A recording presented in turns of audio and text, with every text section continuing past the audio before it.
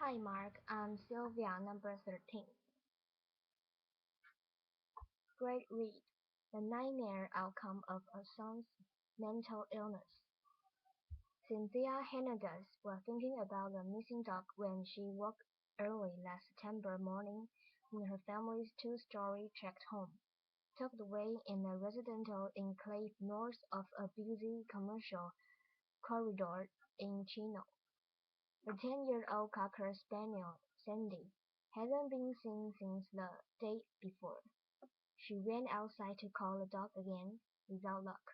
She came back in, took a shower, and began ironing clothes for work. Her husband, Anthony, was in bed browsing the internet on his new tablet. He didn't look up when their 19-year-old son, Aaron, walked into the room. Aaron and his mother had argued about missing dog, and Anthony wasn't in the mood to talk to his son now. Aaron's behavior had been spinning out of control. He was convinced he was being prisoned by trucks passing on the nearby thoroughfare. Smells and loud noises upset him. He would grow incensed if his mother burned a tortilla in the kitchen, and his grandmother had a television volume too high in her room. He punched holes in the wall and talked about killing himself. Once, his mother said, he told her he dreamed that he had killed her. It was obvious to Cynthia that her son was a danger. She and Anthony had sought help from California's medical, legal, and law enforcement institutions, but they had found only temporary relief, and were frustrated by the piecemeal and often impenetrable nature of the state's mental health system. I thought that one day I would come home and find him dead in the house, or that he would hurt somebody in the family, Cynthia said later. We always felt that. We live without that every day. On last September day, Aaron woke up to his father and he sat reading in bed and raised a baseball bat above his head. The youngest of three children, Aaron was an artistic kid who loved playing guitar and a video game, Hola, a lifelike drawing he made for his grandmother of Sandy, the Cocker Spaniel, stands out in the collection his family keeps. In middle school he began using marijuana and later hallucinogens. hallucinogens. After repeated attempts to control his drug use, his parents decided it was linked to an underlying mental health problem. Psychiatrists began offering assessment of what Aaron's trouble might be, and finally settled on a diagnosis: paranoid schizophrenia. Aaron's father was well aware of mental illness. Other family members had been diagnosed with schizophrenia and bipolar disorder. In in the two one in the 1.5 years leading up to last September morning, Aaron and his parents had been stuck in a nightmare cycle. He had been taken to a psychiatric hospital 8 times on 72-hour involuntary hospitalizations, known from police and mental health workers as a 5150 hold. The first holds are reserved for people who pose an immediate danger to themselves or others, or are too mentally ill to take care of their own basic needs. That can be extended for 14 more days, or sometimes longer, when the patient is found to need more intensive intervention. After a few days or at most a couple of weeks in the hospital, staff will staff will release Aaron and he will refuse to follow up the treatment and deteriorate again. In the most extreme cases, a court may order the patient placed under a conservatorship, conservatorship, allowing a family member or other court-appointed person to make medical decisions on their behalf on, on their behalf of a year or more. In many cases, that means placing the patient in a locked psychiatric facility and sometimes forcibly administering medication. How the state law is applied by each of California's 58 counties depends on the money and beds and beds available and philosophy of county officials, doctors and judges. What has in essence happened is that every county has sort of crafted the rules that meet their needs the best, said Sherry Krukenberg, Vice President of Behavioral Health for the California Hospital. The result, she said, has been very divergent applications of people's civil rights from county to county, city to city, hospital to hospital, and even from physician to physician. Some counties report high rate of 72-hour holds that rarely hold patients longer. Others detain fewer people but keep them longer, and some counties are far more likely than San Bernardino County, where the Hernandez family lives, to initiate the conservative conservatorship process when a patient is referred to them. A few California counties, including Los Angeles and Orange, but not San Bernardino, have begun to implement Laura's Law, a measure that permits courts to order outpatient treatment of people with severe mental illness. The law's criteria are less strict than those for conservatorship, and it does not require patients to submit to involuntary medication. Still, some civil liberty and patient rights advocates have argued that the expanded use of forced treatment infringes on patients' rights. Melinda Bird, director of Litigation for Disability Rights California, says the real breakdown in the system is that there aren't enough voluntary treatment services and too little effort made by healthcare providers and county officials to engage people like Aaron in the existing program. No one has shown me an individual who could not be engaged if approached in a way that makes sense to them, she says.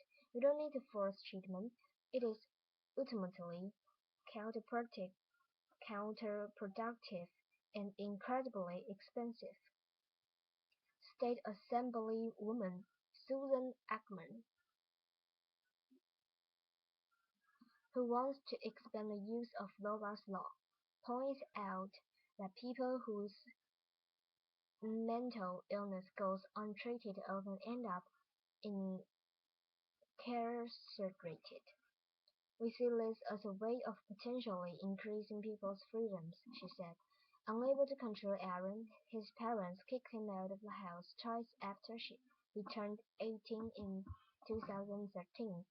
During the first stint of homelessness, he was arrested on charge of indecent exposure and having an open container of alcohol. The case is pending. During the second, he landed in the emergency room with a skull fracture. He said someone hit him with a skateboard. Shaken from each incident, his parents took him back in, but his behavior made them increasingly anxious. In the video Anthony saved on his cell phone, Aaron, slight and dark-haired, with a pockmarked face, paced back and forth, cursing and covering his ears as he argues with his parents. I wish I could go outside, but I can't because people are going to be throwing their cars at me and throwing all kinds of fumes in the air, and I can't even breathe in my own neighborhood, Aaron says. Anthony and Cynthia wrote up a document outlining their son's medical history, and said they would bring it to Cairn Ridge, a private psychiatric hospital in Chino, each time Aaron was detained there. They wanted the doctors to make referral to the county of San Bernardino, which then decide whether to file a court petition seeking a mental health conserver- conservatorship for Aaron. The Canyon Ridge never made that referral, Anthony and Cynthia say. Representatives of the hospital did not respond to repeated requests for comment. Advocates and healthcare providers say there can be disincentives against doctors recommending conservatorship and courts pursuing them, including the strict requirements for a patient to qualify, the time it takes a doctor to argue a case in court, and a shortage of long-term beds for psychiatric patients. Even in cases in which the provider recommends a conservatorship, the county still has to make a decision to pursue the case. In some counties like Los Angeles and Alameda, the Public Guardian's Office files a court petition nearly every time a healthcare provider refers a patient for a conservatorship, according to data provided in response to requests by the Times. LA, for instance, has filed petition on 100% of the approximately 1,200 referrals it receives each year. In San Bernardino County, the average was 34%. Karen Cervantes, a spokeswoman for the San Bernardino County Department of Behavioral Health, said investigators petition for the conservatorship only when there are no other alternatives available. It is not clear what the county would have decided if the private psychiatric hospital where Aaron was taken during his 5150 commitments had referred him for evaluation. On the day before he raised the bat above his father's head, Cynthia said Aaron told her that a demon had appeared in the car's exhaust. She called a county mental health crisis team and tried to put Aaron on the phone with them, but he refused, she said. The crisis unit sent a police officer to the house. By the time he arrived, however, Aaron had calmed down. When the officer asked if he wanted to hurt himself or anyone else, he said no. Later that day, with his father at work and his mother out on an errand, Aaron left his family spaniel, Sandy, outside. He lifted a baseball bat and brought it down on the dog, pelting her until she was dead. The next morning, Aaron brought the same bat down on his father twice. Anthony, a stocky 52-year-old, managed to wrest the bat from his 110-pound son. He didn't see the knife in Aaron's other hand until the young man sank it into his temple. "Why are you doing this, son?" Anthony asked. "They're going to take you to jail." "Just die, Dad," Aaron said. "Just die." Cynthia ran outside to look for help. Aaron found her in neighbor's yard and slashed and stabbed her too. Emergency room doctors were able to stitch up Anthony and Cynthia's wounds, including one gash on the mother's neck that barely missed an artery. They pulled a fragment of the knife from her scope. Police officers chased down Aaron and sedated him with a taser. He was being jailed ever since on charges of attempted murder and animal cruelty, to which he pleaded not guilty. In late March, a San Bernardino County Superior Court judge decided that he was competent to stand trial. A trial date has not been set. From the beginning, Aaron called his parents from jail every day and sent rambling letters with drawings of heroes and monsters. Anthony goes 2 or 3 times a week to visit him. It took Cynthia longer to work up the nerve to face her son after the attack. Aaron's brother and sister did not speak to him.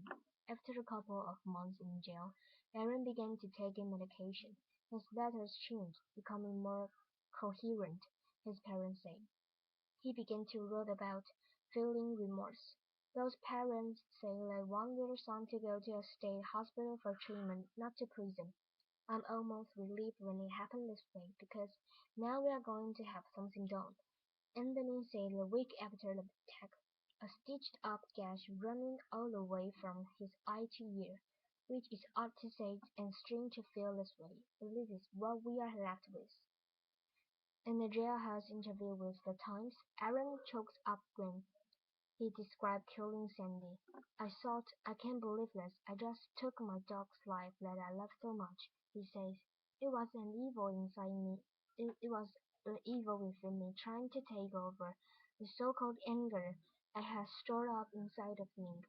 The same that it could have killed his father. He says his mind is clear now. I'm really thankful that my parents still here.